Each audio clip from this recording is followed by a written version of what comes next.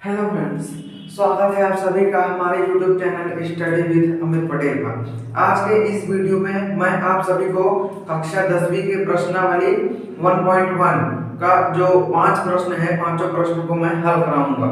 तो जो चैप्टर है पहला वास्तविक संख्याएं, ठीक है, वास्तविक संख्या। तो पहले हम लोग पढ़ेंगे वास्तविक संख्याएं कहते हैं किसका। तो वास्तविक संख्याओं को मतलब जैसे परिमेय और अपरिमेय जो संख्याएं होती हैं उन्हीं को क्या कहते हैं, वास्तविक संख्या। परिमेय और अपरिमेय संख्याओं को क्या कहते हैं, वास्तविक संख्याएं कहते हैं। और परिमेय और अपरिमेय संख्या क्या है, तो जो संख्या पद्धति होती है उस पर मैंने एक वीडियो बनाया है। इस वीडियो के डिस्क्रिप्शन में मैंने लिंक डाल दिया है। उसमें आप सभी को पूर्ण संख्या, वास्तविक संख्या, काल्पनिक संख्या, ऐसे जो संख्या पद्धति के अनेक होते हैं, ठीक है, वही सब पूरा उस वीडियो में मैं आपको बताया। तो चलिए स्टार्ट करते हैं वास्तविक संख्या जो प्रश्नावली 1.1 का पहला प्रश्न। तो 1.1 का पहला प्रश्न जो है उसमें कहा है कि यूक्लिड विभाजन एल्गोरिथम का प्रयोग करके 135 और 225 का HCF निकालिए। तो हम लोग पहले बात करेंगे कि यूक्लिड विभाजन एल्गोरिथम प्रमेय क्या है क्या, ठीक है। तो यूक्लिड विभाजन एल्गोरिथम जो प्रमेय क्या है वो एक सूत्र है, जैसे कि A बराबर BQ प्लस R, जहां पर जो R का मान है, ठीक है, R का मान है वो 0 से बड़ा होना चाहिए या 0 के बराबर होना चाहिए, और जो B का मान है वो R से बड़ा होना चाहिए। यहाँ पर A जो है वो भाज्य है, B जो है भाजक है, Q जो है भागफल है और R जो है शेषफल है। जो ऐसे भाग नहीं देते ऐसे, वही है, ठीक है। तो यहाँ पर क्या हो जाएगा, भाज्य हो जाएगा, भाजक हो जाएगा, भागफल हो जाएगा ये, और यहाँ पर जो बचता है वो शेषफल हो जाएगा। तो चलिए स्टार्ट करते हैं 135 और 225 का जो एल्गोरिथम, यूक्लिड विभाजन एल्गोरिथम प्रमेय से हल करने के, ठीक है। तो 135 और 225 यहाँ पर हम लोग लिख लेंगे हल। तो पहले हम लोग लिखेंगे 225 बड़ा है 135 से, ठीक है, 135 से। तो हम लोग अब भाग देंगे ऐसे, ठीक है, रफ में आप लोग कर लीजिएगा। 135 भाग कितना, 225। इसको पूरी तरीके से काटना नहीं है, HCF निकालना जानते हो ना इस वाले मेथड से, वैसे ही करना है। एक बार जाएगा, ठीक है, 5 0 और यहाँ पर बचेगा 9, फिर भाग देंगे, ठीक है। अब पहला स्टेप यही है, ठीक है, पहला स्टेप ये है, 90 आया है, शेषफल 90 आया है, भागफल 1 आया है, और जो ये भाज्य है, भाजक है, भाजक 135 है। तो हम लोग लिखेंगे यहाँ पर यूक्लिड विभाजन एल्गोरिथम या प्रमेयिका का प्रयोग करने पर। सवाल जो है वो काफी पेचीदा और बड़ा है, लेकिन आप लोग एक बार समझ लेंगे, बहुत आसान सवाल है, बस इसमें लिखना है, जो 5-6 लाइन जो लिखना होता है वही लिखना है, ठीक है। करने पर क्या हो जाएगा, क्या होता है, A बराबर BQ प्लस R। तो हमने भाग दिया तो A इसमें क्या है, ये है, B ये है, ठीक है। तो A बराबर क्या है, 225 बराबर B क्या है, 135 इंटू Q क्या है भाई, ये है ना, Q ये है 1, प्लस में R जो ये शेषफल बताए थे ना 90।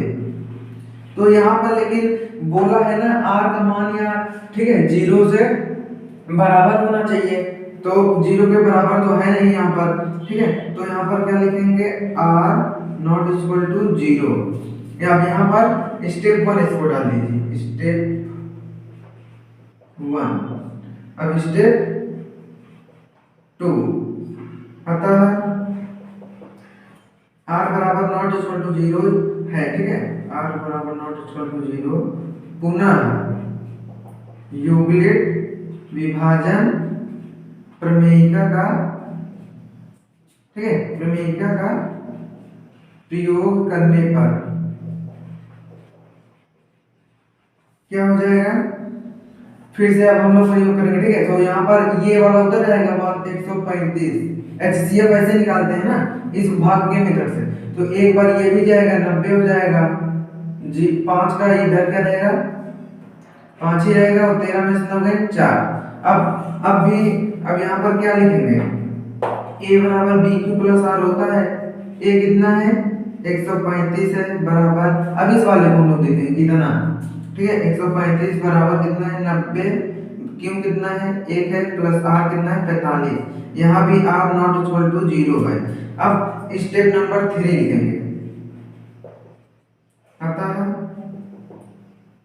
आर नॉट इक्वल टू 0 पुनः यूक्लिड विभाजन एल्गोरिथम का प्रयोग करने पर। ठीक है, तो पुनः करेंगे क्या, ऐसे 45 से 90 से भाग देंगे, 2 बार 90 हो जाएगा 0। अब यहाँ r का मान 0 आ गया, a बराबर b क्यू प्लस r, तो a कितना है 90 है बराबर 45 गुणते 2 प्लस 0, r बराबर 0 है। अतः यूक्लिड विभाजन प्रमेयिका से कितने का था 135 और कितना 225 का HCF बराबर यही होता है ना 45, कितना है 45 है। ठीक है, यहाँ पर आप सभी का जो सवाल है वो समाप्त हो गया है, तो इतना बड़ा है। ठीक है, बस बहुत आसान है, भाग करने का मेथड है बस, तो यही है पूरा सवाल। ऐसे आपको भाग करना है और यूक्लिड विभाजन एल्गोरिथम का ये जो है ये टॉपिक यही आपको समझना है बस। a बराबर b प्लस r, जहां पर r का मान 0 से बड़ा होना चाहिए या फिर 0 के बराबर होना चाहिए। आमतौर पर 0 के बराबर ही होना चाहिए, जब तक 0 के बराबर नहीं आएगा तब तक हम लोग ऐसे भाग करते चले जाएंगे। ठीक है, तो ये आप सभी को समझ में आया होगा। ठीक है, तो अब चलिए अगला प्रश्न जो है, अगला सेकंड वाला है, उसको हम लोग हल करने की कोशिश करते हैं। जो दूसरा प्रश्न है इसमें बोला है कि 196 और 38,220। ठीक है, बोला क्या है 196 38,220। तो इसमें जो करना है क्या, यूक्लिड विभाजन एल्गोरिथम का प्रयोग करना है। ठीक है, यूक्लिड विभाजन एल्गोरिथम का हमें प्रयोग करना है। तो चलिए स्टार्ट करते हैं। पहले हम लोग भाग का मेथड ये है। ठीक है, भाग मैंने कर दिया है रफ में एक तरफ। तो अब जो इसमें है पहले हम लोग चले जाएंगे यूक्लिड विभाजन एल्गोरिथम का प्रयोग करने पर। ठीक है, प्रयोग करने पर तो a बराबर बी क्यू प्लस आर, तो यहाँ पर a इतना है ना 38,220। ठीक है, बराबर b कितना है 196 गुणित क्यू कितना है भैया 195 प्लस 0, r यहाँ पर 0 हो गया, पहले ही स्टेप में यहाँ पर r 0 हो गया। अतः 196 और 38,220 का HCF कितना होगा 196 ही होगा। ठीक है, 196 ही होगा। अब हम लोग दूसरा प्रश्न ट्राई करते हैं, कितना है 867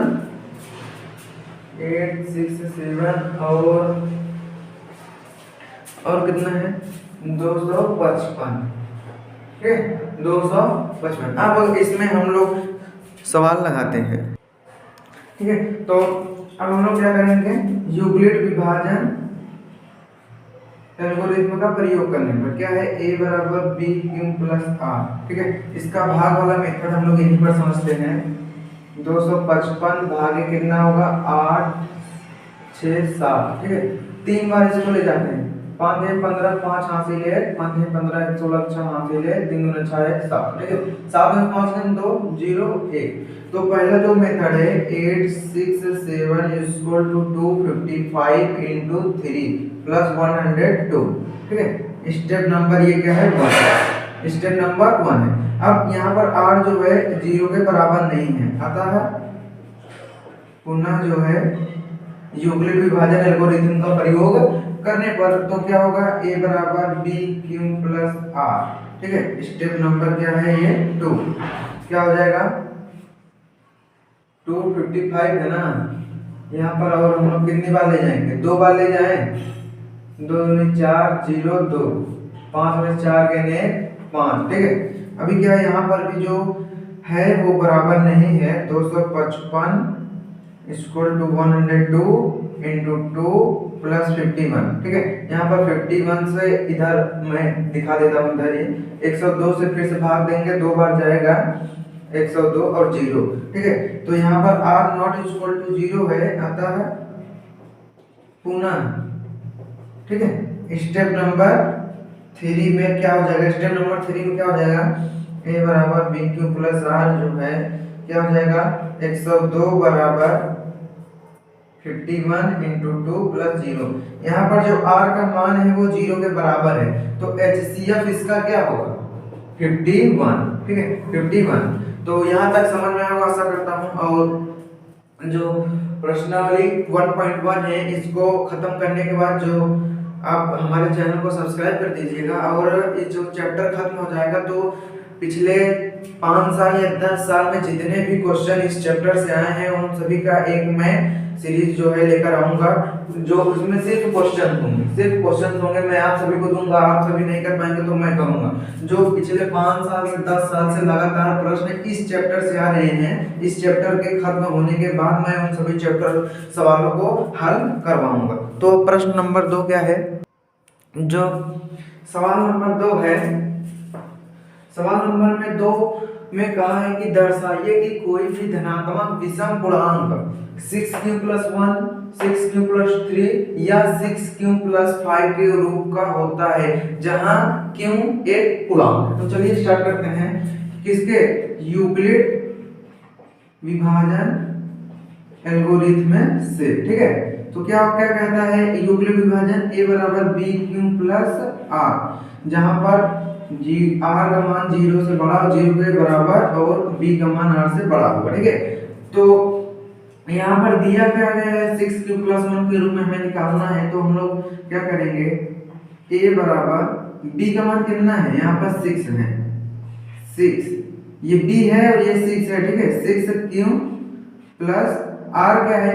ठीक है, अभी क्या है, यहाँ पर r का मान भी दिया। ठीक है, r का मान क्या कहा है कि 0 के बराबर तो 0 और b से बड़ा, तो b का मान क्या कितना है, 6 है ना, तो 0 से बराबर और जो r से छोटा होना चाहिए। तो क्या होगा, 1 2 3 4 5 तक होगा।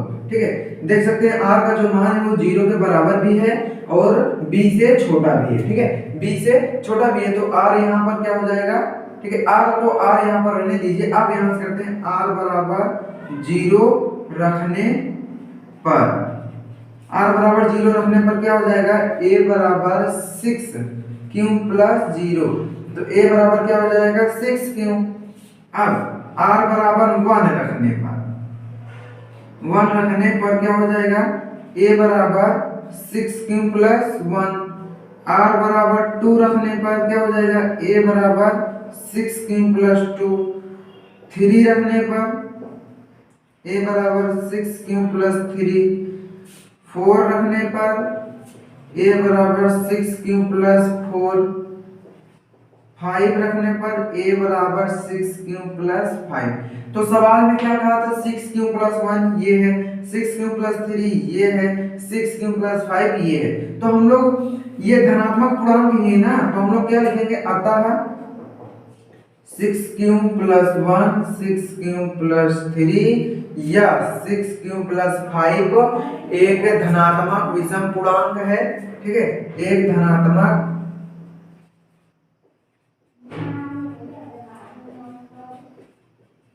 विषम पूर्णांक है। ठीक है, एक धनात्मक विषम पूर्णांक है जहां q क्या है, एक पूर्णांक है। ठीक है, तो ये प्रश्न 2 था ये समाप्त हुआ। यहाँ पर विषम क्या, धनात्मक विषम के रूप में है। ठीक है, के रूप में है। तो प्रश्न क्रमांक 2 था वो समाप्त हुआ। प्रश्न क्रमांक 3, ठीक है, प्रश्न क्रमांक 3 जो है किताबें, किसी परेड में 616 सदस्यों वाली एक सेना की टुकड़ी को 32 सदस्यों वाली एक आर्मी बैंड के पीछे मार्च करना है। ठीक है, तो क्या कहा है, और दोनों समूहों के समान संख्या वाले स्तंभों में मार्च करना है। उन स्तंभों की अधिकतम संख्या क्या होगी जिसमें वे मार्च कर सकते हैं। ठीक है, तो पहले हम लोग क्या लिखेंगे, पहले हम लोग लिखेंगे कि दोनों समूहों के सदस्यों, ठीक है, दोनों समूहों, ठीक, दोनों समूहों के सदस्यों के, दोनों समूहों के सदस्यों के, ठीक है, सदस्यों के समान संख्या वाले, जो सवाल में है थोड़ा वही लिखेंगे, समान संख्या वाले, समान संख्या वाले दो स्तंभों की अधिकतम संख्या, दो स्तंभों की अधिकतम, दो स्तंभों की अधिकतम संख्या कितनी है, 616 और 32 के, 616 है और 32 है, 616 और 32 के HCF के बराबर होगी। यानी कि जो दो समूह है 616 और 32 स्तंभों वाले, तो इन दोनों को अगर हम लोग HCF निकालेंगे ना, तो उसमें जो दोनों समूहों के सदस्यों की समान संख्या वाले दो स्तंभों की अधिकतम संख्या 616 और 32 के HCF के बराबर होगी। तो चलिए हम लोग 616 और 32 का HCF जो है निकालते हैं। तो भाग वाला मेथड वही करना है, ठीक है, तो भाग वाला मेथड आप सभी को कर लीजिएगा, ठीक है। तो कैसे निकालते हैं, A बराबर BQ प्लस R, A बराबर BQ प्लस R। तो यहाँ पर A कितना हो जाएगा 616, ठीक है, 616 और मैं यहाँ पर कॉपी में अपने गुणा किया हूँ, तो कितना हो जाएगा 32 इंटू 19 प्लस 8। तो यहाँ पर जो R का मान है वो 0 के बराबर नहीं है, तो अतः पुनः यूक्लिड विभाजन एल्गोरिथम का प्रयोग करेंगे। A बराबर BQ प्लस R, तो 32 बराबर क्या हो जाएगा, ठीक है, 32 बराबर क्या हो जाएगा 8 इंटू 4 प्लस 0। तो यहाँ पर R बराबर 0 है ना, R बराबर 0 है, अतः क्या 616 और 32 का HCF कितना है 8 आया है ना। तो इसमें हमें निकालना क्या था, जिसमें वे मार्च, अधिकतम उन स्तंभों की अधिकतम संख्या क्या है जिसमें वे मार्च होते हैं, तो अधिकतम संख्या 8 होगी, ठीक है, 8 होगी अधिकतम संख्या। अब प्रश्नावली 4 हम लोग देखते हैं, 4 प्रश्न नंबर 4, ठीक है। तो प्रश्न नंबर 4 में कहा है कि यूक्लिड विभाजन प्रमेयिका का, ठीक है, यूक्लिड विभाजन प्रमेयिका का प्रयोग करके दर्शाइए कि किसी धनात्मक पूर्णांक का वर्ग, ठीक है, इसमें क्या करना है, धनात्मक पूर्णांक का वर्ग किसी पूर्णांक m के लिए, ठीक है, किसी पूर्णांक m के लिए 3m या 3m प्लस 1 के रूप का होता है। तो ठीक है, क्या बोला है 3m या फिर 3m प्लस 1 के रूप का होता है क्या।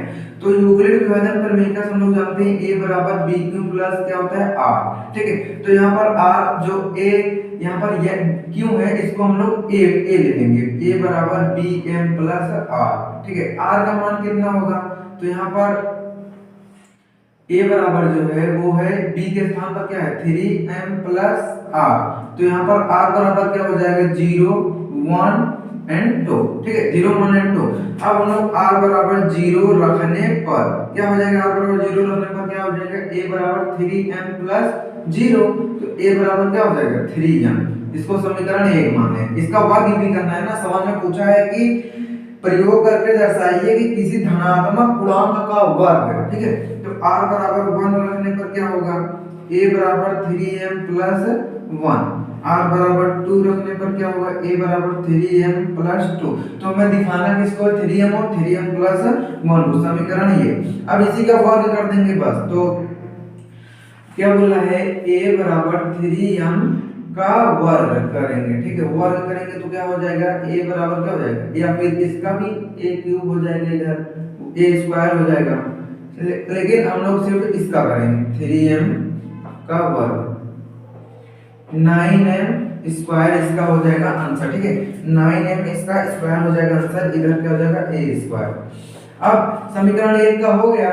अब समीकरण दो का करेंगे, समीकरण दो क्या है, 3m प्लस 1 का वर्ग कितना बराबर, a वर्ग बराबर। अब a प्लस b का जो सूत्र होता है वो होता है a square plus b square plus 2ab, ठीक है। तो यहाँ पर क्या हो जाएगा, a स्क्वायर, ये a है और ये b है, प्लस b का स्क्वायर प्लस 2ab, ठीक है। तो यहाँ पर क्या हो जाएगा, 9m स्क्वायर प्लस 1 प्लस कितना 6m, ठीक है। यहाँ पर जो है 2 × 3m तो क्या हो जाएगा 6m, यहाँ पर यही जो है, ठीक है, 3m, ये a पूरा है, a यहाँ पर जो है वो पूरा है। देखते हैं इसमें क्या कहता है किताब में है, ठीक है। तो यहाँ पर इतना हम इसके आगे तो हल नहीं कर पाएंगे, ठीक है। तो यहाँ पर प्लस धनात्मक में ही ना, ये भी धनात्मक में, ये भी धनात्मक में, तो हम लोग क्या लिखेंगे, अतः जो उसमें सवाल में लिखा था, अतः स्पष्ट है कि किसी धनात्मक पूर्णांक लिख देते हैं, अतः स्पष्ट है कि, ठीक है, अतः स्पष्ट है कि किसी, लिख लीजिए आप लोग, किसी धनात्मक पूर्णांक का वर्ग किसी पूर्णांक m के लिए 3m, ये 3m या 3m प्लस 1 के रूप का होता है, ठीक है। ये प्रश्न जो 4 था वो समाप्त हो गया। अब हम लोग प्रश्न नंबर 5 जो है हल करेंगे। जो प्रश्न 5 है इसमें बोला है कि यूक्लिड विभाजन प्रमेय का प्रयोग करके दर्शाइए कि किसी धनात्मक पूर्णांक का घन इसमें पूछा है 9m प्लस 1 या 9m प्लस 8 के रूप में होता है। तो हम लोग यूक्लिड विभाजन प्रमेय का जानते हैं, a बराबर b³ प्लस r होता है, जहां r का मान 0 से बड़ा 0 के बराबर होता है और b का मान जो है r से बड़ा होता है, ठीक है। तो यहाँ पर r जो है रेंज जो है कितना हो जाएगा, यहाँ पर सवाल में दिया है 9m प्लस 1, ठीक है, a बराबर हो गया। तो b के जगह हम लोग m ले लिए और q के जगह m ले लिए और b का मान 9 है, ठीक है। तो r का मान क्या हो जाएगा, 0 1 2 3 एंड सो ऑन, कितने तक, 8 तक जाएगा, ठीक है, 7 8 तक। तो r बराबर अगर 0 रखेंगे क्या आ जाएगा, a बराबर 9m प्लस 0 बराबर 9m आ जाएगा इतना। समीकरण ए मान लेते हैं इसको, ठीक है। और सवाल में क्या पूछा है, 9m प्लस 1 9m प्लस 8 और 9m, ठीक है, 9m ये हो गया। r बराबर अगर 1 रखेंगे क्या हो जाएगा, a बराबर 9m प्लस 1, समीकरण 2 हो गया। r बराबर 2 रखेंगे तो ऐसे ही आएगा, r बराबर 3 एंड सो ऑन, r बराबर सीधा हम लोग 8 लिखते हैं, ठीक है, r बराबर 8 ऐसे ऐसे डैश कर दीजिएगा। r बराबर 8 अगर लेंगे a बराबर 9m प्लस 8 हो जाएगा, समीकरण 3। तो समीकरण 1 2 और 3 का घन करने पर, तो समीकरण 1 जो है 9m a³ बराबर 9m का क्यूब और a³ बराबर क्या हो जाएगा, 9 का 27 होता है, क्या 27 होता है ना, 81 होता है।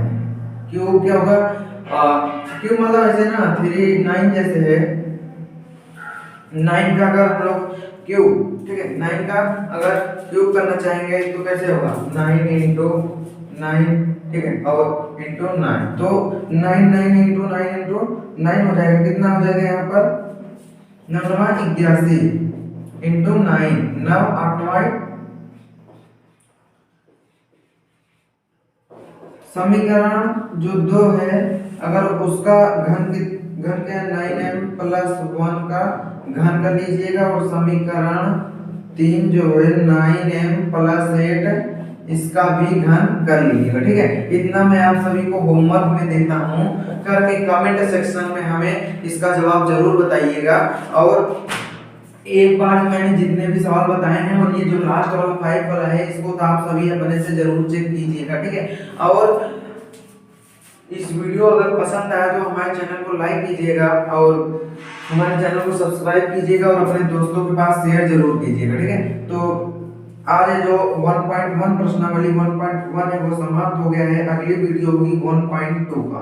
तो अगली वीडियो पाने के लिए नोटिफिकेशन बेल आइकन को जरूर दबाइएगा ताकि मैं जब 1.2 वाला वीडियो अपलोड करूं तो उसका नोटिफिकेशन सबसे पहले आपको मिले। तो चलिए आज की वीडियो बस यहीं तक, फिर मिलेंगे अगले वीडियो में।